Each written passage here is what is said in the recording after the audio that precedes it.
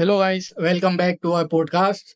तो आज इस पॉडकास्ट वीडियो में हम बात करने वाले हैं मिडिल ईस्ट के में जो अभी हालात बने हुए हैं और जो ये दुनिया है अपनी, ये वर्ल्ड वॉर 3 की तरफ धीरे-धीरे बढ़ रही है और कभी भी ये वर्ल्ड वॉर 3 छिड़ सकता है। क्योंकि अभी जो हालात हैं वो बिल्कुल भी ठीक नहीं हैं हुँ। और ईरान ने जो इज़राइल के ऊपर हमला किया था, बड़ा ही ताकतवर हमला किया था, बड़ी मिसाइलें दागी थी उनके ऊपर।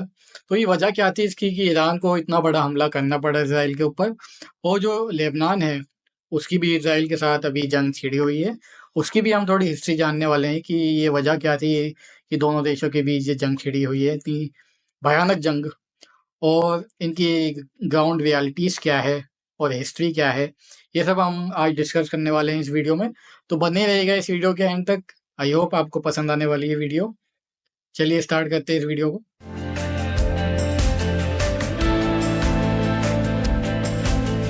तो हम इस वीडियो में कुछ क्वेश्चन करने वाले हैं अपने दोस्त के साथ, जिनको इस चीज़ों में काफ़ी ज़्यादा नॉलेज भी है और ये कुछ अच्छी खासी नॉलेज रखते हैं इस चीज़ को लेके। तो चलिए, सबसे पहले क्वेश्चन तो हमारे मन में ये आता है कि जो इज़राइल और लेबनान के बीच हमें ये जो जंग देखने को मिली है, हुँ। ये जो कॉन्फ्लिक्ट हमें देखने को मिला है, इसका वजह क्या थी? इसकी रीज़न क्या था कि दोनों देशों को इतनी बड़ी जंग में उतरना पड़ा? देखिए, इसको हमें बहुत पीछे जाना पड़ेगा 1948 में जब इज़राइल देश बना, स्टेट ऑफ इज़राइल वजूद में आया इज़राइल 1948 में। 1948 में बना था। 1948 में बना था। और तो जब से ये ना इज़राइल का जो एक प्लान है कि हमें ग्रेटर इज़राइल बनाना है। तो ग्रेटर इज़राइल जो बनाना है ना, उसमें लेबनान का भी पूरा हिस्सा आता है। ग्रेटर इज़राइल में उसमें आता है, तुर्की के कुछ हिस्सा आते हैं, लेबनान आता है, इजिप्ट के कुछ हिस्सा आते हैं, नॉर्थ सऊदी अरब आता है, इराक आता है, उसमें जॉर्डन आता है। ये कुछ-कुछ इलाके सब ग्रेटर इज़राइल में उन्होंने एक मैप बना रखा है इज़राइलियों ने कि हमें ग्रेटर इज़राइल बनाना है तो ये तो आने वाले काफ़ी टाइम में। कुछ ज़्यादा ही बड़ा एरिया है ना। हाँ, कुछ ज़्यादा बड़ा एरिया है, तो उसके लिए इनको ज़्यादा सैक्रिफाइस भी करना पड़ेगा और इनके ऊपर बहुत खतरनाक अटैक भी हो रहा है, जो इन्होंने जंग छेड़ी है लेबनान के ऊपर। तो हम समझते हैं लेबनान और इज़राइल का जो कॉन्फ्लिक्ट है, वो कैसे बढ़ा और इसकी जड़ क्या है इस कॉन्फ्लिक्ट की। तो ये जड़ है जैसा कि मैंने बताया, ग्रेटर इज़राइल। तो क्या हुआ जब इन्होंने क्या करा 1982 में, जो इज़राइल था, जब उन्होंने क्या करा, लेबनान पर अटैक कर दिया। जंग साउदर्न छिड़ दी। लेबनान में, दक्षिणी लेबनान में जंग छेड़ दी और ये उनकी इनकी फौज आ गई इज़राइल की, जैसा भी इन्होंने जंग छेड़ की है। हुँ। तो वहाँ क्या है, लेबनान में पहले ही 6 साल से क्या है, गृह युद्ध चल रहा था। तो उसके बीच ही इन्होंने क्या मौका पाकर उसको अटैक कर लिया। और जो एक एक ऑर्गेनाइजेशन थी पीएलओ, जो इज़राइल से लड़ रही थी अपने इलाकों के लिए।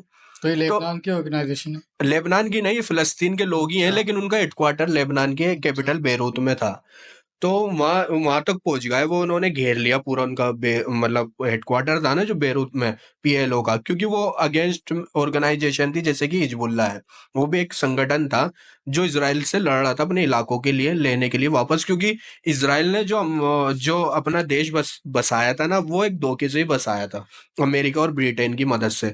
तो वहाँ की जो फ़लस्तीनी फ़िलिस्तीन के अंदर अपना देश बसाया था। फ़लस्तीन का एरिया है, जो इन्होंने, लेकिन ये ज़बरदस्ती काबिज़ हो गए उस पे इज़राइल, अमेरिका और ब्रिटेन की वजह से। उन्होंने खूब मदद दी है। इज़राइल, एक बात और हमें समझनी पड़ेगी, इज़राइल जो है ना, हमेशा कभी भी है ना, जंग अकेले नहीं लड़ता, उसके पीछे बड़ी ताकतें होती हैं, उसकी हेल्प करने के लिए। हम आगे बात करेंगे। तो जैसे ही इन्होंने 1982 में हमला किया लेबनान पर, तो ये बेरूत में पहुँच गए, इनकी फ़ौजें इसकी इज़राइल की। तो इन्होंने वहाँ का पीएलओ का हेडक्वार्टर घेर लिया। अब इन्होंने क्या करा, लेकिन एक कंट्री होती है, उसने मीडिएट करा इसमें। और पीएलओ जो थी वो ट्यूनीशिया चली गई। वो छोड़ दिया उन्होंने, लेबनान, बेरूत छोड़ दिया मतलब। और जो इज़राइल की फ़ौज थी, वो लेबनान में ही रही, मतलब बेरूत में रही। तो वहाँ इज़राइल ने बहुत कत्लेआम भी करा। और जैसे वहाँ जो मलेशियाज़ थी, लोकल मलेशियाज़, जैसे क्रिश्चियन मलेशियाज़ थी, उनके साथ मिलकर, उनको सपोर्ट कर जो फ़लस्तीन के लोग थे, लेबनान के लोग थे ना, उनका बहुत कत्लेआम किया है। कम से कम इन्होंने 3 से 4 हज़ार लोग मार दिए थे। मतलब जेनोसाइड है ये, शतीला जेनोसाइड बोलते हैं इसको। तो वहाँ क्या हुआ, उस वक़्त जो लेबनान में जो ये चल रहा था मामला पूरा, तो उस टाइम क्या हुआ, वहाँ के जो लोग थे, उन्होंने छोटे-छोटे संगठन बनाना चालू कर दिए। किस लिए? कि इसराइल को भगाने के लिए वहां से, क्योंकि अपने इसराइल ने जब डिफेंस के लिए। डिफेंस के लिए, क्योंकि इन्वेजन किया था इसराइल ने किसी और की टेरिटरी में, तो लेबनान में बहुत सारे गुट बने, उसमें से एक गुट बना था हिजबुल्लाह। हिजबुल्लाह। क्योंकि जो लेबनान है ना, उसमें 30 से 35% जो है ना शिया रहते हैं, तो वहाँ बहुत सारे सुन्नियों के भी बने ग्रुप और शिया के बने, और शिया का जो ग्रुप था वो था हिजबुल्लाह, जिसने धीरे धीरे लेबनान में अच्छी अपनी पावरफुल फोर्स बन गई। उसने खूब अटैक किए इसराइल के ऊपर। इसराइल के एक बार ऐसा अटैक किया था, ये इनकी एक रिवर है उस पर, तो उसकी ओर धकेल दिया था, मतलब दूर कर दिया था उससे, इनकी एक रिवर है उससे दूर कर दिया था। और फिर उसके बाद क्या करता है, इसराइल ने भी हमला कर दिया वापस हिजबुल्लाह पे, तो उनको पीछे करने के लिए, ताकि वो इसराइल में हमला नहीं कर सके, और एक सेफ जोन बनाना चाह रहे थे वो। तो फिर धीरे धीरे ऐसे बहुत से अटैक होने लगे इसराइल की फोर्सेस पे, और काफी नुकसान इसराइल को पहुंचाया। तो उसके बाद क्या हुआ, हिजबुल्लाह बहुत पावर में आ गई, और एक वक्त ऐसा आया कि ये पॉलिटिकल पार्टी भी बन गई, और वहाँ की जो पॉलिटिक्स में पार्ट भी लेती है।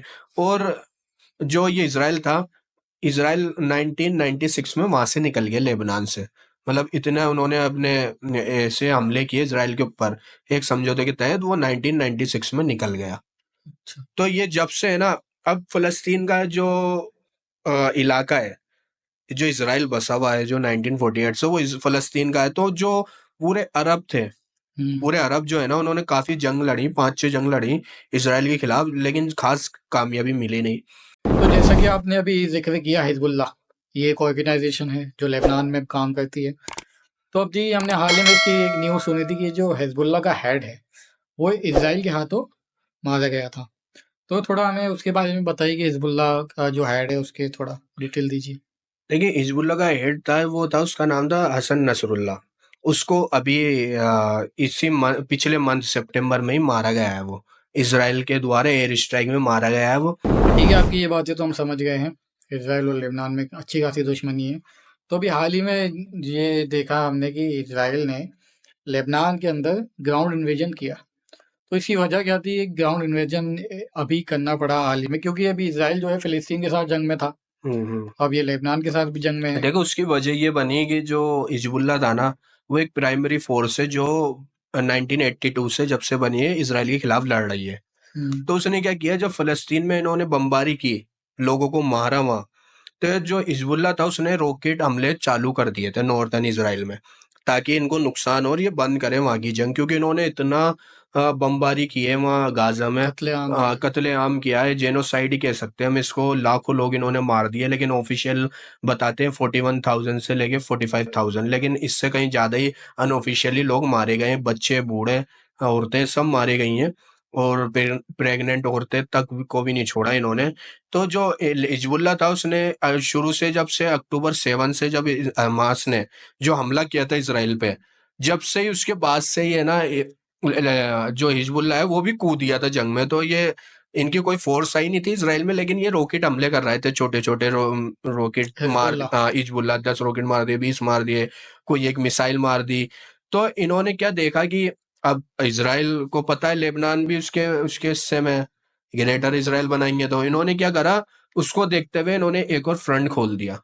इन्होंने क्या करा, वहां अपनी फौजें दाखिल कर दी लेबनान के अंदर। लेबनान के अंदर। तो क्या हुआ, शुरू में तो वो जो उनकी जो एक लेबनान की जो फोर्स है, जो नेशनल आर्मी है, उसने क्या करा, विड्रॉ कर लिया वहां से, बॉर्डर एरिया से। और अच्छा। इसराइल ने मीडिया में क्या फैलाया कि ये डर के भाग गए, लेकिन उनकी स्ट्रेटेजी ये थी कि जो पोजीशंस थी ना आर्मी की, वो हाँ। हिजबुल्लाह टेक ओवर कर ले और इनकी फाइट करे इसराइल से। अच्छा। तो उन्होंने टेक ओवर कर लिए, जैसे ही घुसे उन्होंने बहुत तगड़े हमले किए इनके ऊपर, इनके 10-20-30 फौजी मार दिए। इसराइल के। हाँ, इसराइल के, हाँ। और ये इसराइल, लेकिन और इसराइल, हम ये भी, इसराइल की एयरफोर्स जो है वो हमें सबको पता है कि अच्छी है, उस पावरफुल है जी। पावरफुल है, उसके पास एडवांस F-35 है, जिसका वो यूज करता है हमला करने के लिए, एयर स्ट्राइक के लिए। तो उसने बहुत सारे वहां भी लोगों को मारा है, हजारों लोग वहां भी मार दिए लेबनान में, और कंटिन्यूसली जब से उन्होंने ग्राउंड इन्वेजन किया वहां बमबारी कर रहा है, एयर स्ट्राइक कर रहा है। और एयर स्ट्राइक में जो हिजबुल्लाह का हेड था हसन नसरुल्लाह, वो भी मुखबरी से मारा गया। वो जैसे ही जिस जगह मीटिंग करने आया था वहीं उन्होंने एयर स्ट्राइक करी थी इसराइल। तो इनका जो लेबनान में इन्होंने जो ऑपरेशन किया था ना वो सक्सेसफुल तो हो नहीं पाया इनका, क्योंकि इनकी जो ग्राउंड फोर्सेस है वो इतनी कैपेबल ही नहीं है कि वो लड़ सके। और जो हिजबुल्लाह एक जो ये फोर्स है, ये एक बहुत मतलब बैटल हार्डन फोर्स है। इनको ग्राउंड पता है, हाँ, इनको पता है कैसे लड़ना है। अब ये जो इज़राइल की जो आर्मी है, ये या इज़राइल में तो रहते नहीं है, कोई किसी का नेशनल है, कोई किसी कंट्री का नेशनल है, तो क्योंकि ड्यूल नेशनल सिटीजनशिप है इज़राइल में, जैसे आप एक इज़राइल का ही पासपोर्ट रख सकते हो, किसी और कंट्री का ही पासपोर्ट कर रख सकते हो। तो कोई फौजी आता है ठंडे इलाके से, कोई गर्म इलाके से, कोई नॉर्मल टेम्परेचर से, अब उनको आपने कुदा दिया जंग में।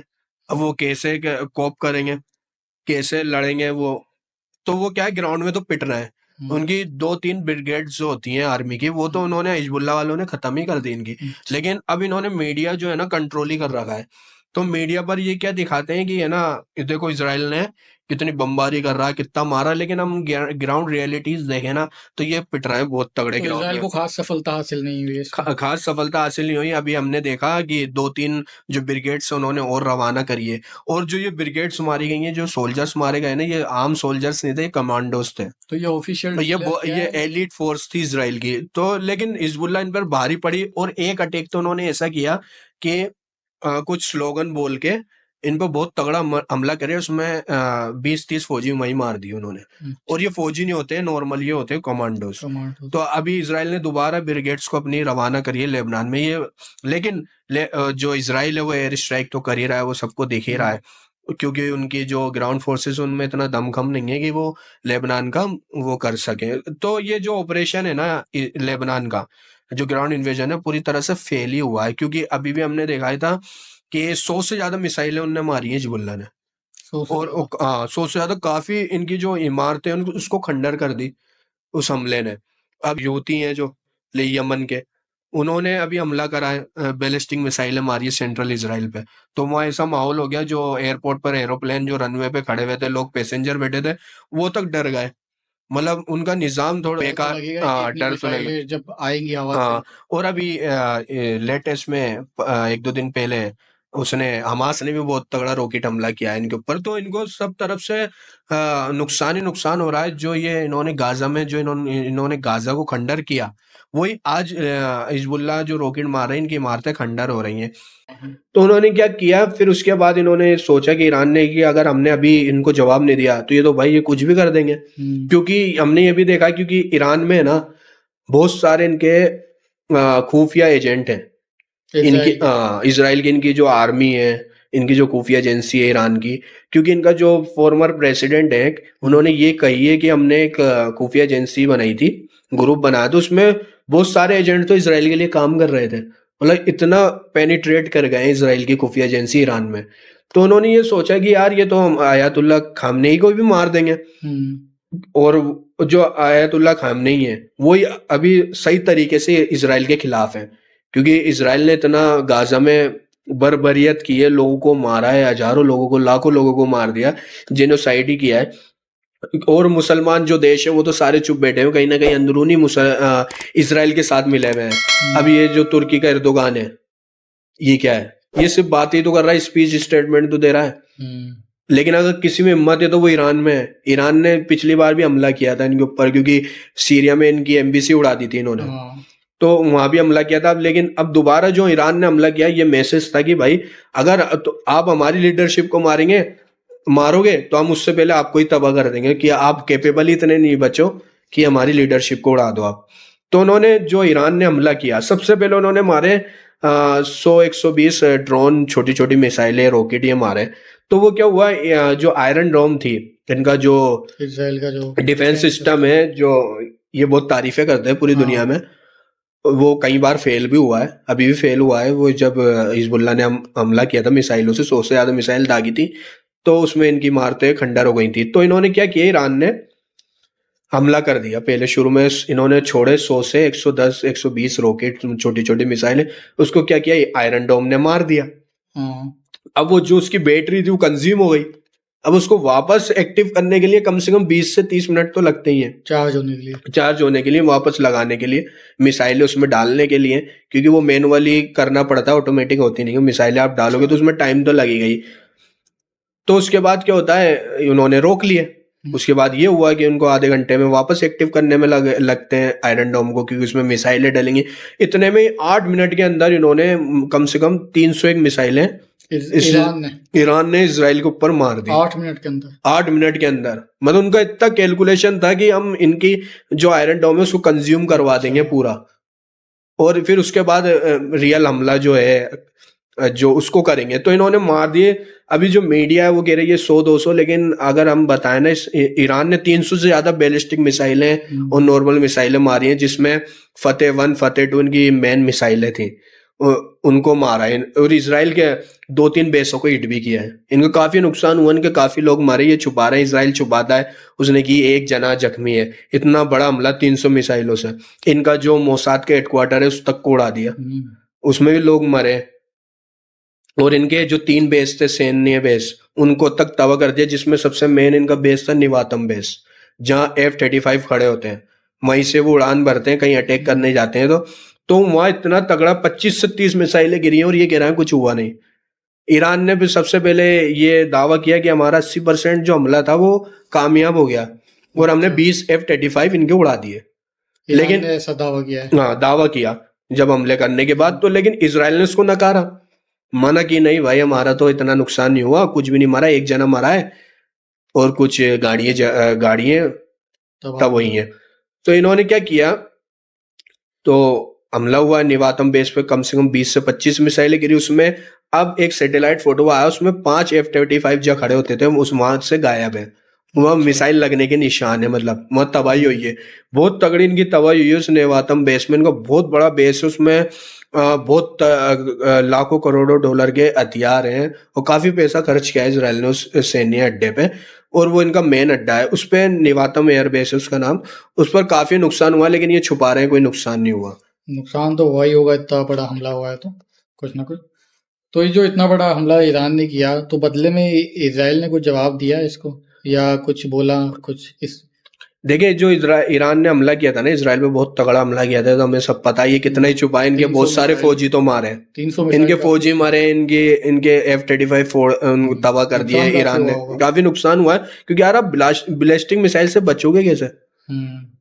एक वीडियो आई थी, उसमें 25 से 30 मिसाइलें तो एक बेस पे गिर रही हैं, निवातम बेस पे। और ये कह रहा है हमने सारी इंटरसेप्ट कर दी। कैसे हो सकता है जब अगर इंटरसेप्ट? हाँ, अब ईरान वो जो इसराइल की सैटेलाइट फोटो आई निवातम एयरबेस की, उसमें 5 F-35 तो साफ दिख रहा है कि तबाह है। ये निशान पाए गए हैं, और बहुत सारी जगह मिसाइलें लगी है निवातम एयरबेस पे, सैटेलाइट फोटो में नजर आया। तो जो इसराइल ने उसके बाद क्या कहा कि हम इसका जवाब देंगे, लेकिन अमेरिका इनको मना कर रहा है कि आप रिटेलिएशन ना करें, नहीं तो ये वर्ल्ड वॉर की तरफ भी जा सकता है मामला, और पूरा जो मिडिल ईस्ट में फैल सकती है। क्योंकि जो कई हद तक जो और मुल्क है ना, वो या तो अंदरूनी मदद कर रहे हैं कुछ, या सब न्यूट्रल है। मतलब ना कोई अपनी एयर स्पेस यूज करने दे रहा है, ना ईरान को ना इसराइल को। देखे, इसराइल पर जब हमला हुआ ईरान का, तो उसमें जो इंटरसेप्ट करने के लिए ईरान की मिसाइल है, उसमें जॉर्डन तक था, एक मुसलमान मुल्क है जॉर्डन, वो तक था, उसको इंटरसेप्ट करने के लिए ईरान की मिसाइल है। मतलब इस हद तक हमारे मुसलमान मुल्क गिर गए हैं इसराइल के पैरों में। मतलब, और अमेरिका ने भी मदद करी, लेकिन जो ईरान की मिसाइलें थी उनको रोक ही नहीं पाए हैं, और 80% जाकर लगी है, बहुत तबाही मचाई। और आपका क्वेश्चन क्या था? कि जो बदले में इसराइल ने कुछ किया या कुछ करने का बोला? इसराइल कह रहा हम रिटेलिएशन करेंगे, लेकिन अमेरिका ने मना किया, और ईरान ने जवाब में ये कहा अगर आप रिटेलिएशन करोगे, क्योंकि जो इसराइल है उसने रिटेलिएशन करने के लिए, जो एयर स्ट्राइक के लिए, जो इसकी ईरान की एयरफील्ड है, मतलब एयरफील्ड है जहाँ से उनके जो एयर बेस है, आर्मी की बेसिस हैं, और इनके हेडक्वार्टर्स हैं, इनके इंटेलिजेंस के, आर्मी के, उनको सबको हिट करने के लिए, और इनके तेल के जो रिसोर्सेज उनको तबाह करने के लिए, और इनका एटमी प्रोग्राम जो है उसको तबाह करने के लिए इसराइल ने की कि हम एयर स्ट्राइक करेंगे। तो ईरान ने इसके जवाब में ये बोला कि हमने 2000 मिसाइल है, 2000 मिसाइल है, जिसमें हाइपरसोनिक भी है, बैलिस्टिक मिसाइलें भी हैं, वो पूरी हमने तैयार रख रखी हैं, और वो टारगेट पे खड़ी हुई हैं, प्री सेट हुई हुई हैं कि उनको कहाँ जाकर लगना है। तो हम 2000 मिसाइलें मार देंगे।